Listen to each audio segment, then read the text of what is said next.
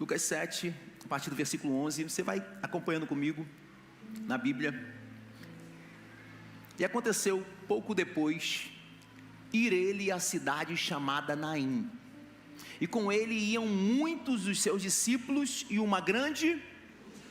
Versículo 12, e quando chegou perto da porta da cidade, eis que levavam um defunto, filho único de sua mãe, que era viúva, e com ela ia uma grande multidão da cidade.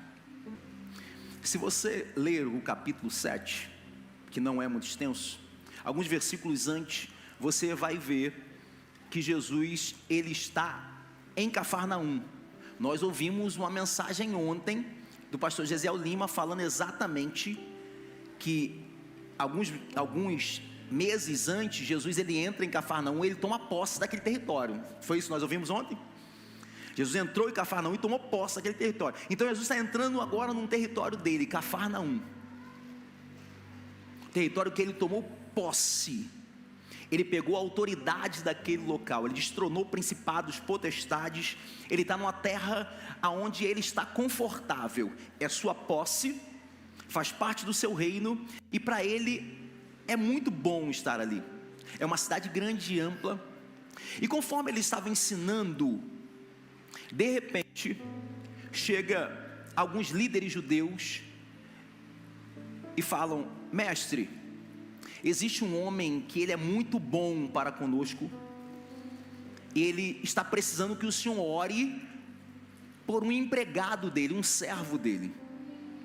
Trazendo para os nossos dias para você entender, era como se um homem muito importante, um centurião, um homem muito importante, pedisse para líderes da igreja para trazer até o pastor para orar por um empregado. Ou seja, a pessoa que está doente não foi ela que pediu. Quem solicita é uma pessoa importante, que também não vai direto a Jesus, pede autoridades para ir até Jesus. E aí Jesus ouve essa terceirização de pedidos. Você conhece pessoas que normalmente fazem isso. Estão passando por um momento difícil e ela fala o seguinte: faz o seguinte, tem como você levar o meu nome para orar lá na igreja? Aí você vem com o nome dessa pessoa, chega aqui para a equipe de intercessão: pastor Reinaldo, tem como o senhor orar por essa pessoa que me pediu oração? Basicamente isso. Jesus, ele fala: eu vou. E Jesus está se dirigindo à casa desse centurião, esse oficial. E quando ele chega perto da casa, o centurião não se acha digno de receber Jesus, e ele envia alguns amigos e fala: mestre, eu não sou digno que o senhor entre na minha casa, mas eu conheço a sua autoridade, porque assim como eu tenho autoridade e sou subordinado à autoridade, eu tenho certeza que se o senhor só liberar uma palavra, o meu servo é curado. Jesus achou a fé daquele homem tão incrível, algo tão poderoso, e ele falou assim: vai ser feito conforme você falou. Eu nunca vi ninguém com tanta fé assim, que não precisa que eu toque, mas sabe que somente uma palavra tem autoridade para mudar uma situação. E Jesus falou assim: assim seja. Jesus libera a palavra de cura. Os amigos retornam, os amigos daquele oficial retornam para casa, e quando chegam na casa, aquele servo está curado. Jesus tinha tudo para ficar em Cafarnaum, território dele, lugar confortável, cômodo. A fama dele tinha percorrido, todos estão sabendo das maravilhas que Jesus está fazendo. Mas Jesus não é aquele que se move pelas circunstâncias favoráveis.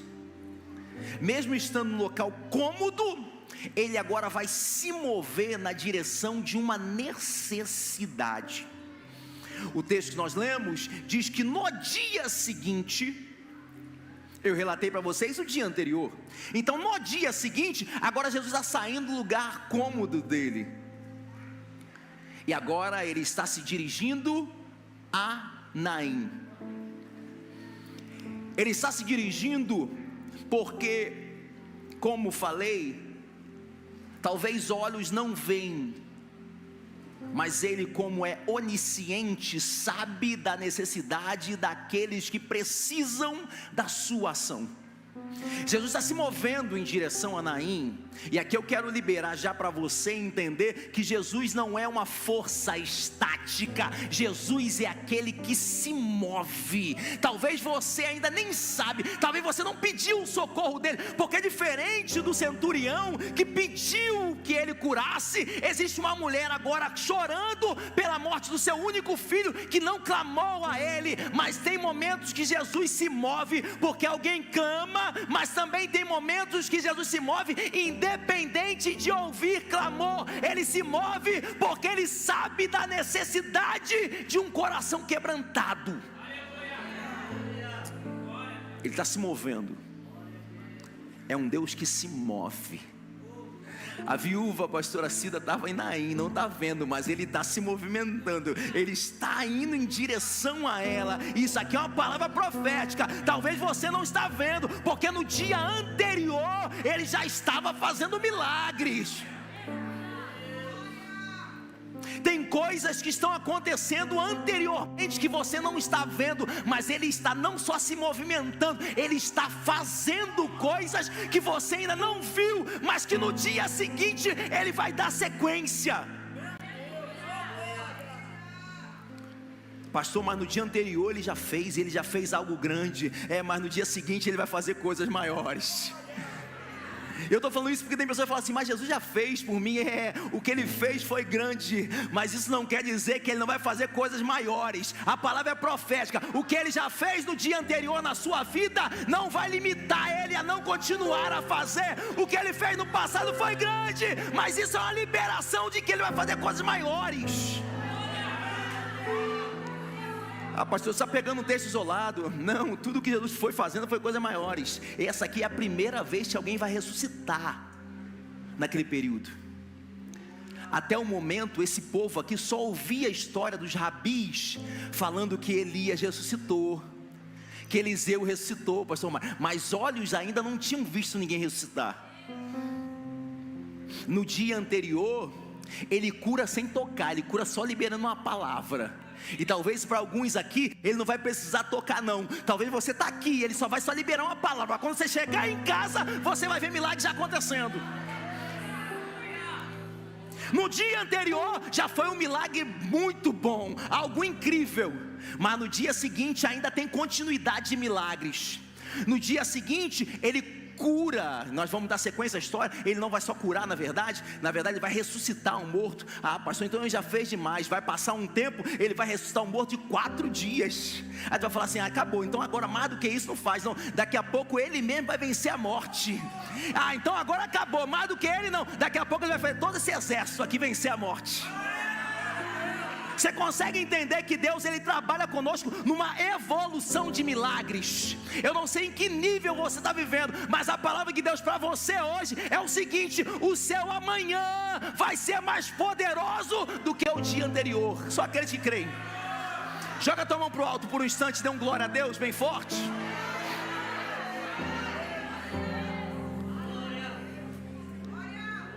Então ele fez ontem, mas ele vai fazer hoje. E vai continuar a fazer amanhã. E se você precisar, ele vai fazer depois de amanhã. Porque ele é um Deus que não está limitado a tempo. Ele está se dirigindo a qual cidade? Naim. Fala comigo, qual cidade que ele está indo? Naim é conhecida como uma cidade bela, cidade dos deleites, cidade dos prazeres. Não é uma cidade grande, nem poderia ser chamada de cidade, é um vilarejo. Ela é edificada no alto do Monte Hermon. Monte Hermon é o local onde nasce o Rio Jordão. Ela está bem no alto. Normalmente você pode tomar por base cidades aqui na nossa região que são edificadas no alto. Se você lembrar de Teresópolis e Petrópolis, você vai falar assim: meu Deus, que cidade, não é? Por exemplo, Caxias, linda. Essa é no vale, tanto é que enche. Normalmente as cidades são edificadas no alto, elas têm uma beleza diferente. O pastor Tiago mora em Petrópolis, né? É rico, meu Deus, imperial. Naim é conhecida como uma cidade da beleza, cidade dos prazeres, cidade da alegria. E Jesus está saindo do local de conforto para ele, mas ele está indo em direção a uma cidade que está edificada no alto. Aqui está muito bom, aqui nós estamos crescendo, mas existe uma cidade no alto, que é conhecida pela cidade da beleza. Foi cantado aqui, que essa cidade é a cidade dos deleites. E nós não podemos ficar presos a só lugares de milagres, a lugares de manifestação, porque existe uma subida que é necessário chegarmos lá. E aí ele não está indo sozinho, ele está indo com discípulos e multidão. O texto poderia dizer que ele estava indo só com um grupo, com multidão. Se o texto faz questão de destacar, é porque de fato há um destaque. Mas ambos os grupos estão seguindo. O texto diz muitos discípulos, e não são apenas os 12, muitos discípulos estão seguindo ele e uma grande multidão. Então Jesus está guiando os seus muitos discípulos e uma grande multidão para uma cidade que está sendo edificada no alto, que foi edificada no alto. A cidade da beleza, é para lá que ele está se dirigindo, é para lá que essa multidão tem que ir. Não, vamos para Galiléia, não perca o seu foco com as coisas, as cidades que vão passar. Nós precisamos manter o foco na cidade que está no alto. Por quê? Porque Jesus falou, nós temos que ir para essa cidade. Então a multidão que está seguindo Jesus também não pode perder o foco, se distrair com as coisas que estão ao nosso redor. Nós precisamos olhar para a cidade que Jesus está nos guiando, que está no alto. Discípulos de uma grande multidão. E pastor, então o que diferencia discípulos de uma numerosa multidão? É porque a grande multidão, normalmente, ela segue Jesus por aquilo que ele faz. Se tem pão, a multidão está. Se tem milagre, a multidão está. Se tem sinais, a multidão está. E os discípulos? Eles não seguem Jesus por aquilo somente que ele faz. Eles seguem Jesus por aquilo que ele é. Se ele não faz, eu continuo seguindo. Se está difícil, eu continuo seguindo, eu sou discípulo, eu tenho um compromisso com ele. Mas a porta se fechou, não, eu não estou aqui pela mão dele, eu estou aqui porque eu tenho um compromisso com ele. Eu sei quem ele é. Quem tu és? Tu és o Cristo, o Filho do Deus vivo. Eu sei quem tu és. Eu estou aqui porque eu tenho um compromisso contigo. Porque a multidão, quando acaba pão, ela dispersa. Quando acaba milagre, ela dispersa. Mas discípulo, ele permanece. Tem tempestade, permanece. Pastor, mas tem discípulo que foge quando precisa, sim. Tem discípulo que quando às vezes o mestre precisa, ele foge. Mas ele não deixa de ter compromisso. Jesus vai lá, restaura e traz ele de volta para aquilo que é a missão dele. Discípulo é caracterizado pelo compromisso que ele tem com o seu mestre. Eles estão subindo. Discípulos, grande multidão. Quem está guiando? Jesus. Estou falando isso porque talvez alguém vai falar assim, eu sou discípulo de Jesus, eu vou entrar na cidade do alto porque eu sou discípulo. Não, você pode até ser discípulo, mas o que está te guiando é Ele. O texto está dizendo que eles iam com Jesus. Então quem sempre conduz ao seu povo entrar na cidade edificada no alto é seguir Jesus. Eles estão seguindo. Aí o texto vai dizer que naquele mesmo instante que Jesus chega perto do portão, uma outra numerosa multidão está saindo. A multidão que está subindo está alegre. Teve milagre no dia anterior, tem sinais conforme ele está andando, passando. Tudo que Jesus está fazendo está sendo coisas maravilhosas. Então a multidão está subindo alegre. Mas ao contraponto, tem uma multidão que está saindo da cidade edificada no alto. Estava na cidade edificada no alto, mas está saindo porque a dor está impulsionando eles a saírem. Pastor, mas por que eles estão saindo? O texto está dizendo que eles estão levando agora um defunto. E as cidades judaicas, não muito diferentes das cidades do interior do nosso país, os cemitérios, eles são do lado de fora da cidade. Até porque, no costume judaico, lidar com o morto é lidar com algo impuro. Então, não era prudente, na verdade, era ordem de Deus, que tudo que fosse impuro ficasse fora do arraial, fora da cidade. Então, existe uma multidão que está saindo da cidade edificada no alto, da cidade da alegria, da cidade dos deleites, da cidade do prazer. Estava lá, mora lá, mas agora estão saindo, porque existe uma sepultura aberta. É alguém que vai enterrar um sonho, e existe uma multidão indo junto. O texto vai dizer que Jesus, quando chega perto da porta, há um embate com as duas multidões. Normalmente cidades pequenas não tinham muitas portas, principalmente uma cidade que é edificada no alto. Ela não tem muitas entradas e saídas. Naim só tem uma entrada e uma saída. E aí como que faz, pastor? Tem um grupo querendo entrar e um grupo querendo sair. Como nós devemos proceder? Alguns rabinos já legislaram sobre isso. Eles falavam o seguinte: quando tiver dois grupos entrando e saindo de uma mesma cidade, de uma mesma porta, os que estiverem para entrar têm duas opções: ou eles seguem o cortejo, ou param, para que quem estiver saindo tenha a prioridade. Só que o que dá a entender no texto é que Jesus não faz nenhum nem outro. O que dá a entender no texto é que Jesus para a porta. E eu falei que é uma multidão que está descendo em direção à sepultura, e só tem uma porta para eles descerem. Jesus fala o seguinte: ei, a porta que iria conduzir o seu choro para a sepultura, hoje eu estou travando. Já se viu alguns dias que você quer sair, quer entrar, e você vê que Jesus não permite você nem sair nem entrar? Já viu na sua vida algumas portas que você reclama com Jesus: Jesus, por que você não abre? Por que você está travando? Jesus está falando assim: você não está entendendo agora, mas eu estou travando aquilo que iria te levar para a cova. Eu estou dando um basta, eu estou paralisando aquilo que estava te trazendo dor. Eu não deixo passar.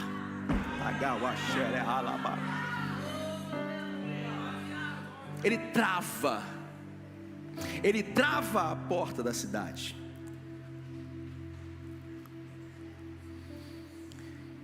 Normalmente num sepultamento, e o texto diz que uma numerosa multidão está seguindo essa mulher, ou essa mulher era muito querida, ou aquele jovem era muito querido. O texto não deixa claro,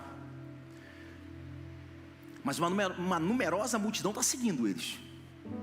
E aí, num cortejo fúnebre daquela época, normalmente iam as carpideiras chorando à frente, os carregadores de caixão logo em seguida, e depois vinha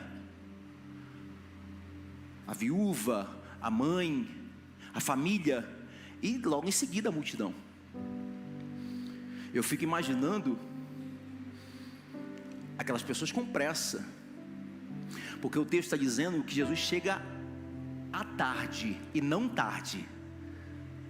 O texto diz que Jesus chega na parte da tarde, mas chegar na parte da tarde não quer dizer que ele chegou tarde. E eu fico imaginando, pastora Cida, fico imaginando uma conversa entre as duas multidões. Eu fico imaginando quem está saindo perguntando: quem está subindo? Esse povo alegre. É Jesus. Ele acabou de curar um lá embaixo, ele está entrando na cidade. E vocês? O que vocês estão fazendo? Não, nós estamos descendo chorando, triste, porque nós vamos enterrar alguém que acabou de morrer hoje. Na verdade, se ele tivesse chegado mais cedo, isso não teria acontecido. Porque sempre tem alguém falando assim: Jesus não chegou a tempo. Porque Jesus não chegou antes.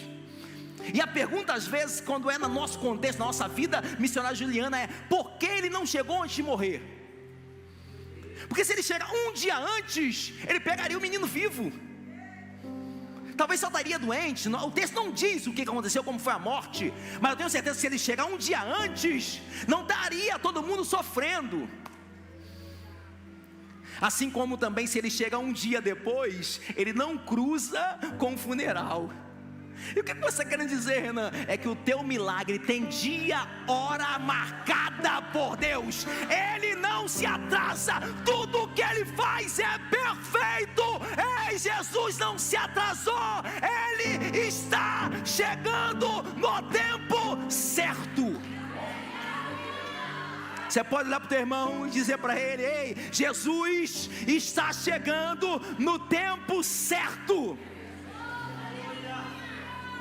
Ele não se atrasa, ele chega no tempo certo. Evangelista Guilherme, duas multidões estão se cruzando. Cidade não é grande, logo porta não é grande, porta pequena. Porta pequena, duas grandes multidões se misturam, irmão.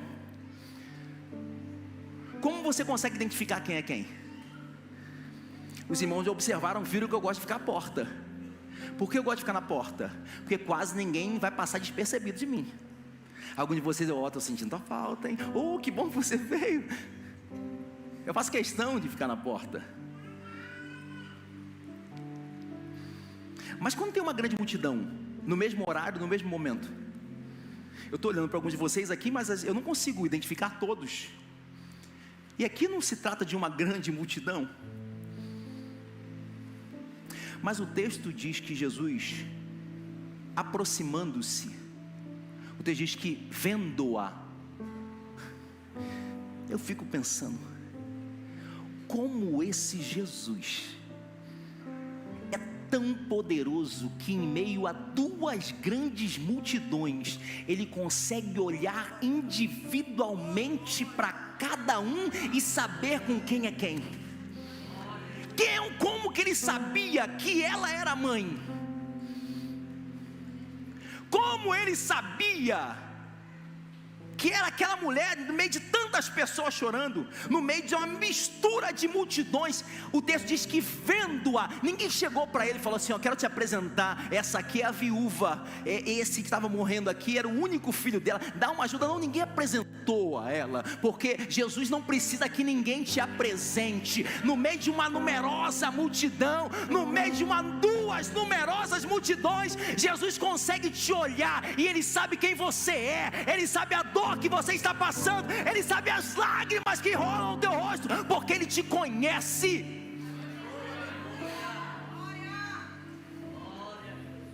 Essa mulher está descendo,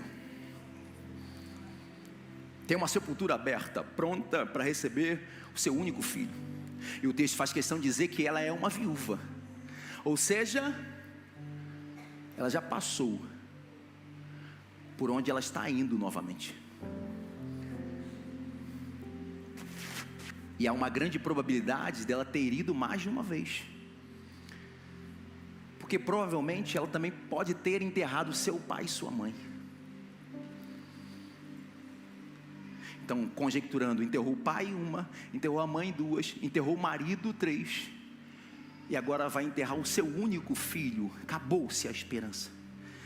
É uma pessoa que está recorrentemente vivendo perdas. Por mais de uma vez, o choro, a dor, a tristeza tem atormentado a alma dessa mulher. E agora o único ou a única esperança humanamente para ela está indo embora. Está sem marido. Como vai ter outro filho? É o único filho.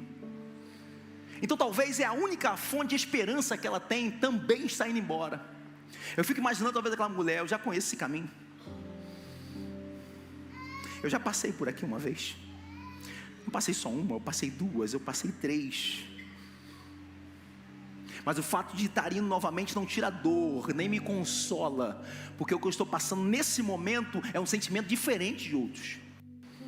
E é diferente, quem é mãe aqui sabe o que eu estou falando. Porque o pai, o filho que perde um pai, nós chamamos de órfão. né? O filho que perde um pai, que perde uma mãe, chama de órfão. A mulher que perde um marido, nós chamamos de viúva. E como se chama a mãe que perde um filho? Não tem nome, porque é a maior dor que existe no mundo. Só quem está ali sabe do sentimento, porque mais à frente o seu pai vai ter o mesmo sentimento por ele, que é a dor de perder um único filho. Se eles estão cruzando, Jesus está subindo, ela está descendo. Então Jesus passou pelo local onde ela queria chegar.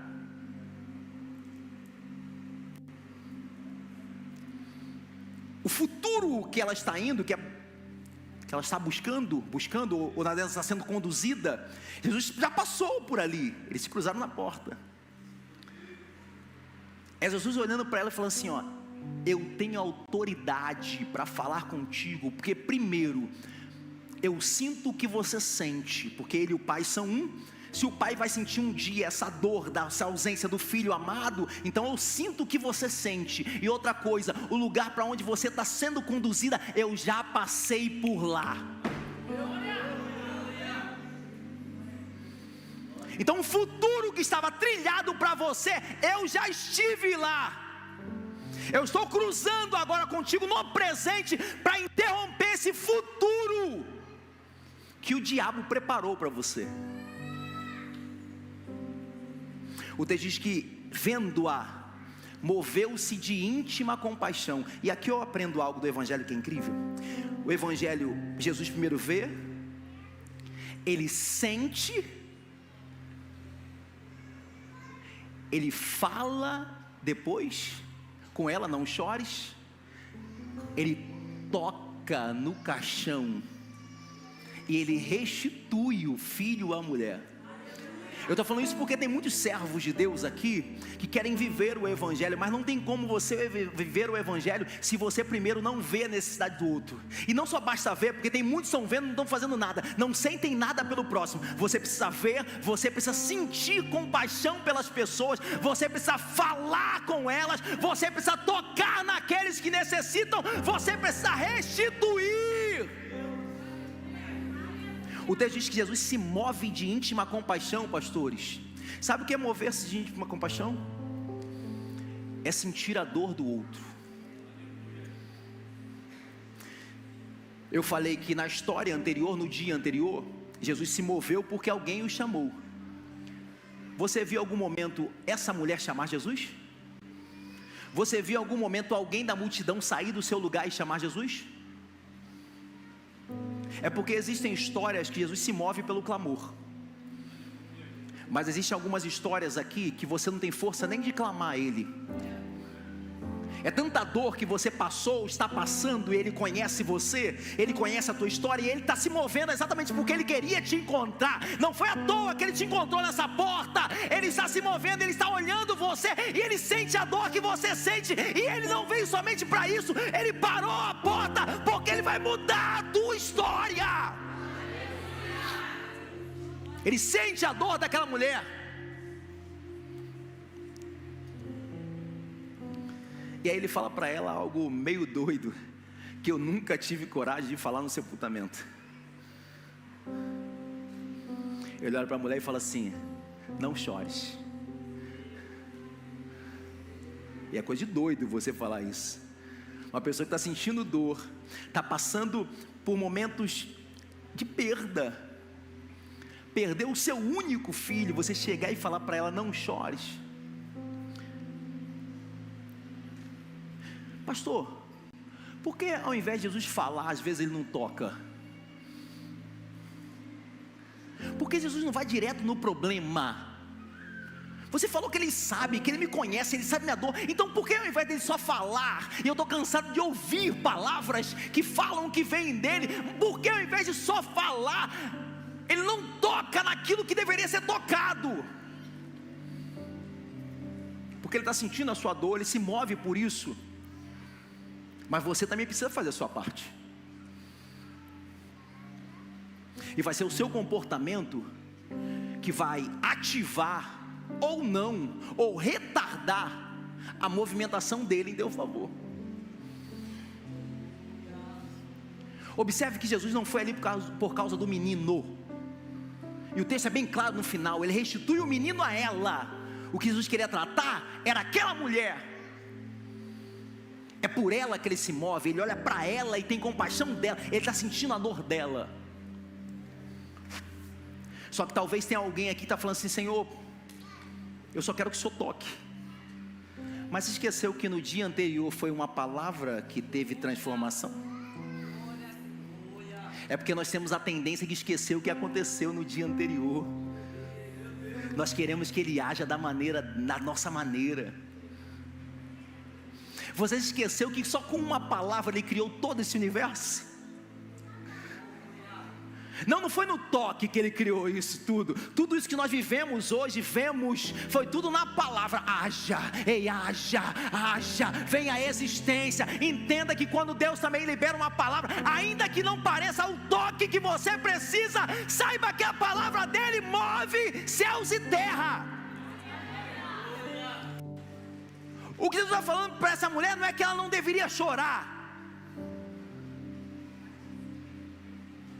Eu passei no teu futuro, e por passar no teu futuro eu também vou liberar uma palavra para o teu futuro. Não chore. Você não está vendo, mas eu já estou liberando uma palavra profética para você. Você não precisa chorar. Os olhos ainda não viram o que eu vou fazer, mas não chores.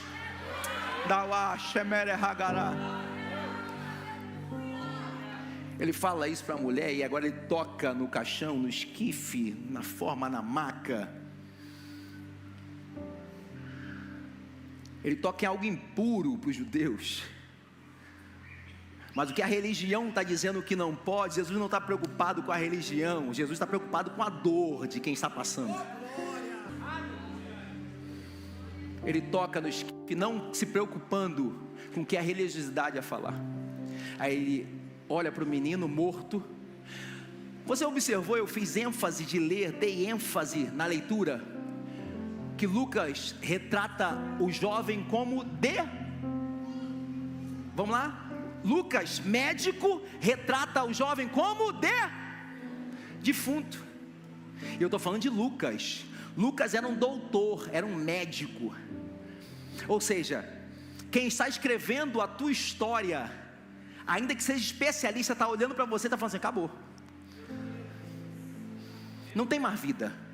Eu estou dando um ponto final, eu estou entregando o laudo de que acabou, é morto, morreu. E aí quando Jesus vai falar, fala: jovem. Eu estou falando que aqueles que são especialistas estão olhando para você e estão falando assim: acabou a história, morreu, não levanta mais, não fala mais, não tem mais relacionamento, está saindo e vai ser sepultado, já era. Aí chega Jesus, toca no caixão e fala: jovem. Será que Jesus está com problema de visão? Não. É que os especialistas estão vendo, eles não conseguem enxergar da ótica que Jesus te vê. Talvez para os de fora você era um defunto, mas Jesus está olhando para você ainda antes de você levantar e está falando assim: ó, ei, você não é o que eles dizem, você será aquilo que eu falo ao teu respeito. Levanta, levanta, levanta, levanta. O texto diz que aquele menino levanta, fala, que primeiro eu preciso